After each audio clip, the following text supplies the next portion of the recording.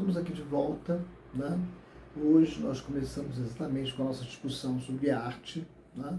Na segunda-feira passada inauguramos o canal, fizemos a apresentação do canal, né? A minha própria apresentação também, né? Que era fundamental que a gente fizesse assim, esse procedimento. Mas hoje a gente começa a discutir realmente arte. Chegamos no dia, né? Do canal realmente se fazer presente nesse campo. Eu confesso a vocês que eu tive algumas dúvidas, né, que é natural, de por onde começar. Né? Quer dizer, qual seria, na verdade, esse começo de discussão da arte com relação à arte de modo geral? Eu pensei que eu tenho que começar pela arte brasileira, né? E fiquei pensando muito que eu preciso de ter um caminho, né, trilhar um caminho que eu faça diferente, né, do que a gente está acostumado, né, até para que a gente não corra o risco de cair numa malha, né, eurocêntrica e fiquemos aí rodando em círculos na discussão sobre arte e acabamos não aprofundando realmente aquelas questões fundamentais para a gente sobre arte. E já que era arte brasileira, para mim aí passou a ficar muito claro, né, na minha cabeça, né, que eu teria que começar a falar sobre a arte dos povos originários. Afinal de contas, eram eles que estavam aqui, quando nós fomos invadidos pelos europeus. Não é isso? Antes que a arte europeia chegasse, tivesse algum contato com a gente, né, eles já estavam aqui, já produziam arte. Né? E eu acho interessante a gente pensar isso. Né? Essa arte indígena, como que eu faço para compreender essa arte, para poder, na verdade, aproveitar essa arte em todos os sentidos que nós pensamos quando olhamos para o conceito de arte. Tá? E a gente considera que o fundamental, aliás, não só para a arte indígena, né? Eu acho que para todas as formas de arte, isso acho que é um dado que está lá no começo, está lá na base, né, de qualquer discussão de arte. Nós temos que entender, primeiro, muito claramente para a gente, a parte que eu considero como estrutural. Né? Quer dizer, o que esses povos originários, na verdade, pensavam, como eles pensavam, né?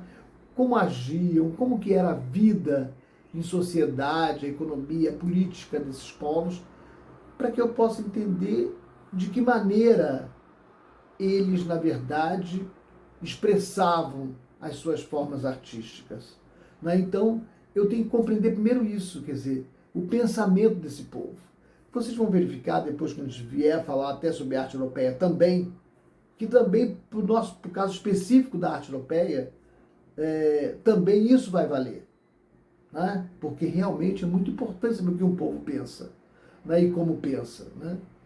E quando nós olhamos a estrutura, né, dos povos indígenas, a gente sabe muito bem que há uma diversidade enorme. Isso durante muito tempo ficou meio que obscuro. Né? As pessoas sempre não pensavam, populações indígenas pensavam que era uma coisa só. Né? Que você pensava em indígena, você estaria, na verdade, olhando e definindo de uma forma bastante imediata o que seriam essas comunidades. Isso a gente sabe hoje em dia que é totalmente incorreto. Né? São povos de uma diversidade, de uma variedade imensa. Né? Às vezes tem até culturas que chegam a ser antagônicas em alguns aspectos em relação a umas e outras. Né? Mas, quando a gente olha para esse conjunto diverso, a gente percebe que nessas comunidades todas, se a gente for olhar bem a fundo, né, existem alguns liames, alguns pontos que são de fato comuns. Né? E quando eu penso em estrutura, eu estou pensando nesses pontos, né, que servem como liames, como unidades nessa diversidade toda. o que nos une em toda a nossa diversidade, o que une essas comunidades indígenas em toda a sua diversidade. Isso é que vai nos interessar agora, nesse momento, para a gente chegar a essa discussão do papel da arte dos povos originários. Claro, e é por aí que a gente começa. Na verdade, a gente olha hoje para a arte indígena, para a cultura indígena, para os povos indígenas, a gente vê que muita coisa mudou, né? Você tem, hoje em dia, um grupo de intelectuais indígenas que escrevem, que vão à rede social, né? Nós temos, inclusive, agora, a partir do próprio governo Lula, né, foi criado um Ministério dos Povos Indígenas, que tem à frente a Sônia Guajajara, que é uma líder indígena que foi levada à frente desse ministério.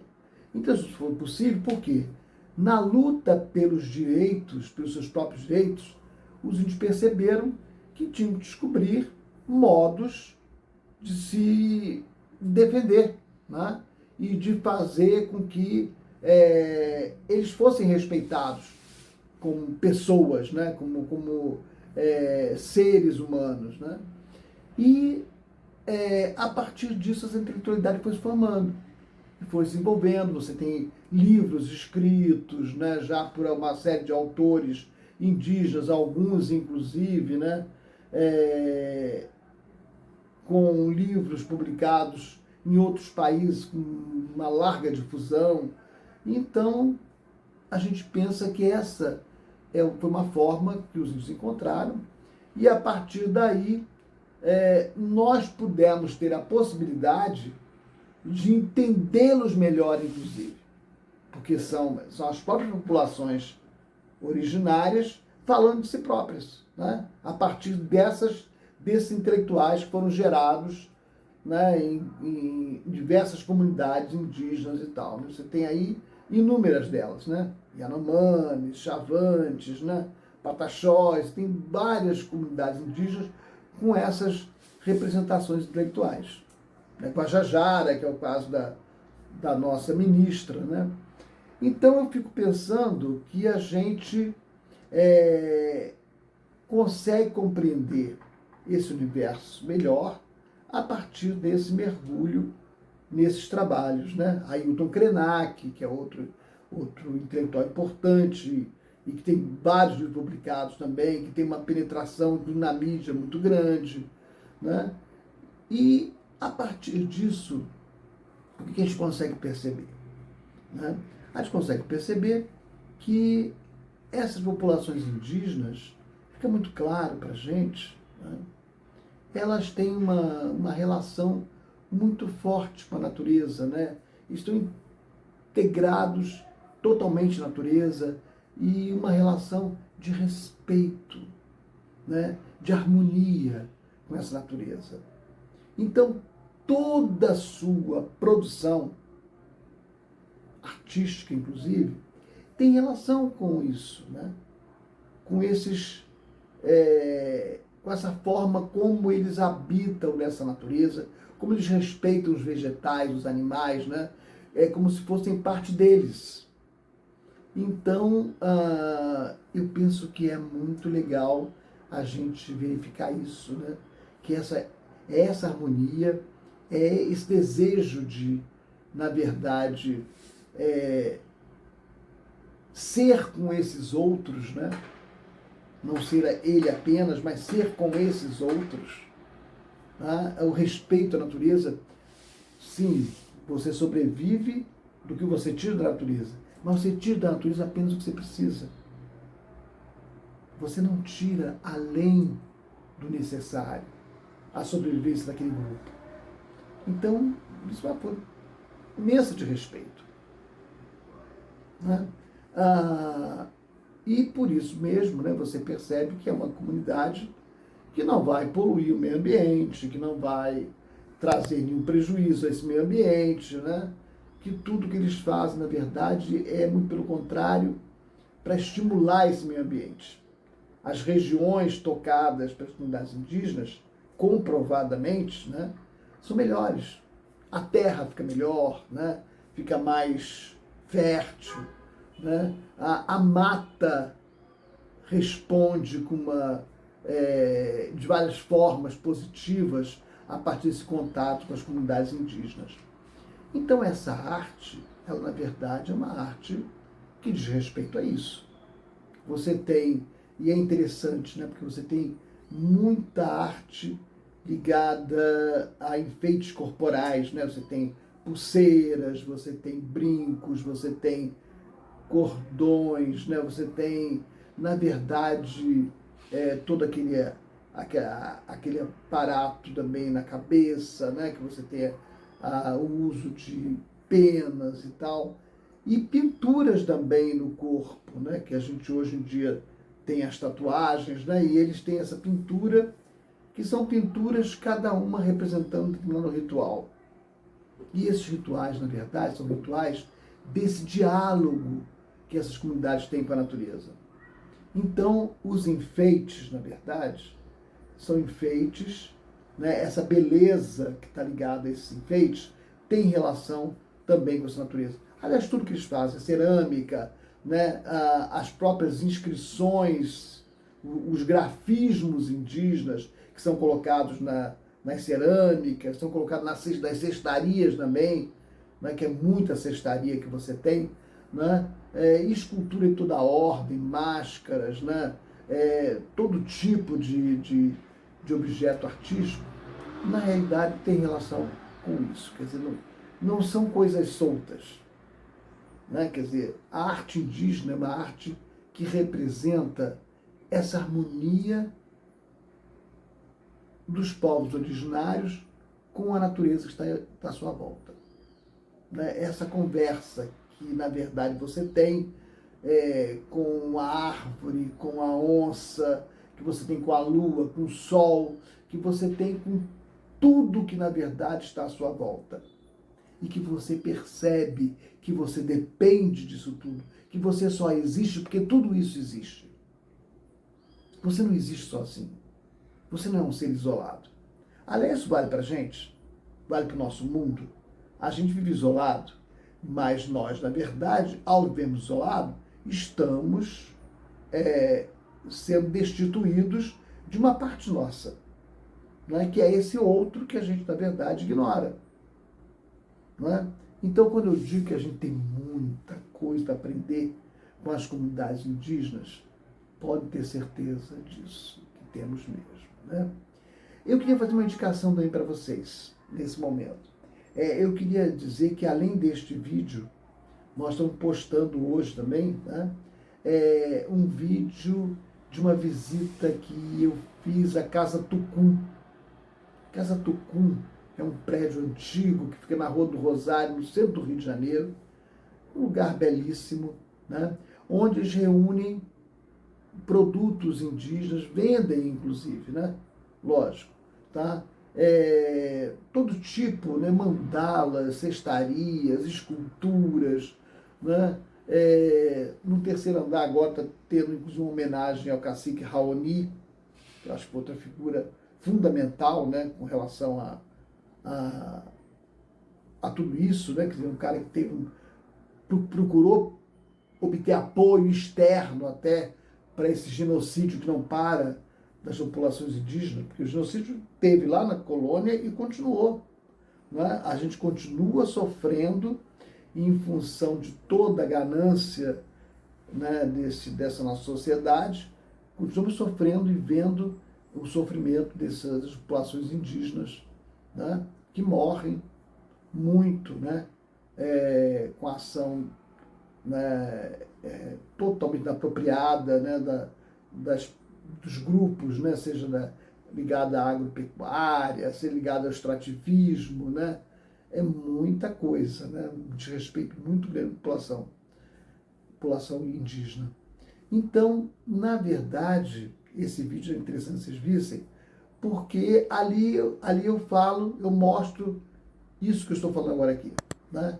Eu estou diretamente mostrando os vários objetos e agora fica até melhor para vocês perceberem no vídeo, né? Na Casa Tucum, né? Exatamente como que esses objetos são parte dessa busca, dessa harmonia com a natureza. Como isso fica claro quando a gente observa cada objeto desse, né? Bom, eu queria encerrar esse vídeo, pedir licença a vocês, para ler um trechinho pequeno, na verdade, né? Na verdade, é um trecho de um prefácio que foi feito no livro, né, do Cacá Verá, né? Esse livro é o livro Tequá, uma arte milenária indígena para o bem viver. E quem fez o prefácio foi nada mais nada menos do que a monja Coen. Todo mundo sabe que uma monja, né, ligada ao Zen budismo, uma pessoa maravilhosa, que tem uma relação muito grande com a mídia nossa, né? Mas ficou tão poético, tão bonito. Eu não vou ler, lógico, o prefácio todo, né? Deixo para vocês lerem quando vocês estiverem em contato com o livro. Espero que vocês, uma hora, adquiram, que vale a pena, né? Esse livro do Cacá Verá.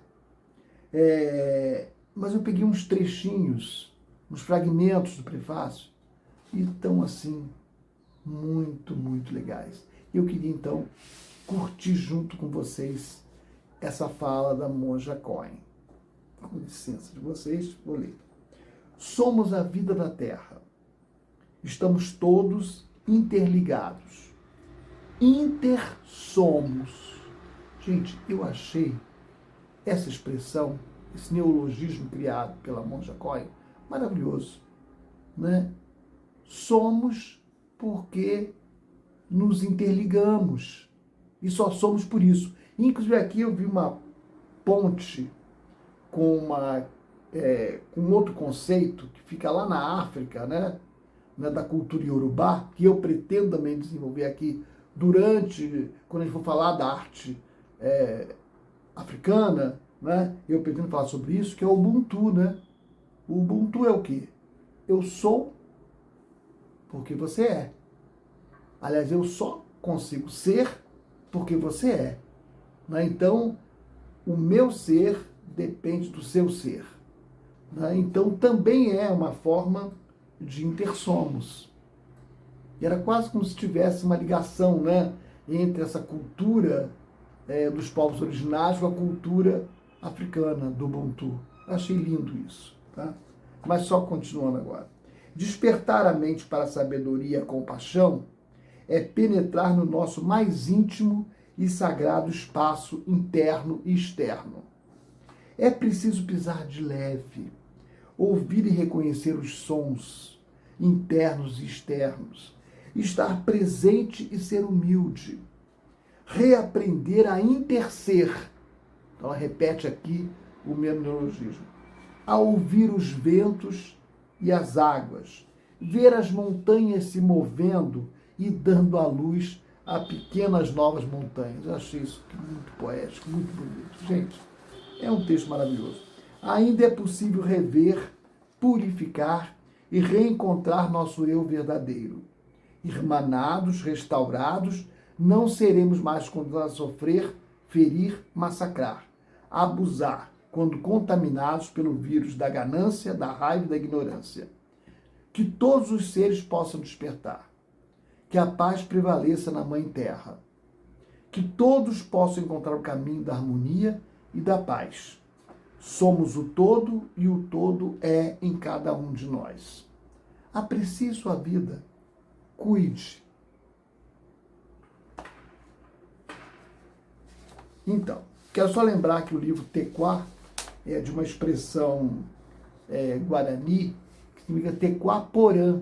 E Tequá Porã, na língua guarani, seria exatamente bem viver, que é a questão, né, que o Cacá Verá vai explorar no seu livro. E que eu indico esse livro, com certeza, né, para todos vocês. Espero que adquiram, que aproveitem. Né? É isso, gente. Espero que todos tenham aproveitado bem esse nosso contato de hoje. Né? E espero vocês no nosso próximo encontro, né? No nosso próximo vídeo. Um beijo em todos.